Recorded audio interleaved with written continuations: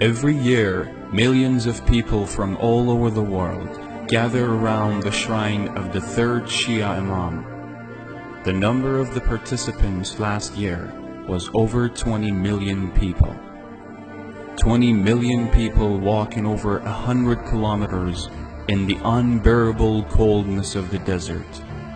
Children, women, the elderly, and even the disabled ones. There must be a mystery behind this enthusiasm. Who is the one whose shrine is so loved after 1,400 years? What motivates people to do so? The situation in the Islamic world was such that the wrong, in an Islamic disguise, was ruling over the country and the people. There has always been right and wrong, but you see wars when the wrong wants the right to conform. Now this has happened, and the right needs to make a decision. Hussein ibn Ali had only two options. The first was to turn a blind eye to the historical deviation like others and to ignore the wrong and conform to the distorted Islam. Second was to reject the wrong at any cost and expose this deviation for the rest of the time. Hussein ibn Ali went for the second option.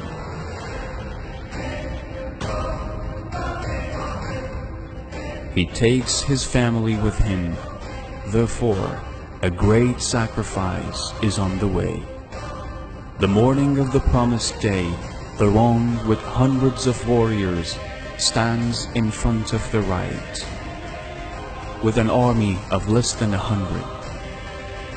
He and his followers sacrificed all they had to expose the brutality of the wrong Islam. From the moment that the war began, every second, the wrong Islam was exposed and the right Islam was revealed.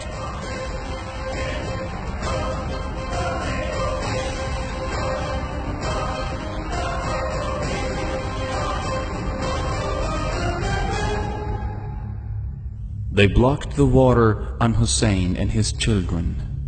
When he asked for water for his 6-month-old infant, they responded with a sharp arrow. He asked them for a prayer's break. They attacked his warriors while praying. The water-bearer of his army was thirsty until the last moment. He sent his own son before others for fighting. His companions and fighters were killed one by one, until Hussein was left alone. His oppressed voice has echoed throughout history when he called, "Is there anyone to help me? Is there anyone to help me?" And now it was the time to sacrifice himself for the sake of freedom from oppression. After him, calamities did not stop. They burned the tents and imprisoned the survivors. This was just a portion of what Imam Hussein, had to bear to reveal the truth and astonish the world.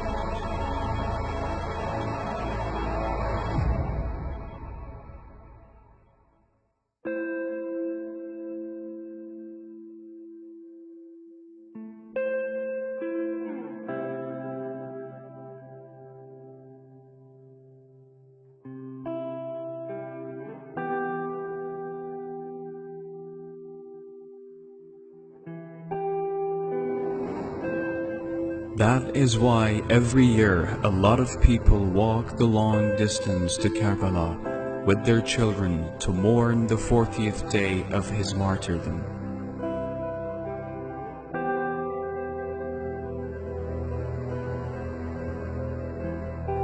And that was what Hussein went through in order to revive the truth. Had this not happened, history would have lost the last path to salvation. One may wonder why non-Muslims joined the 20 million man march for paying tribute to the reviver of the true Islam.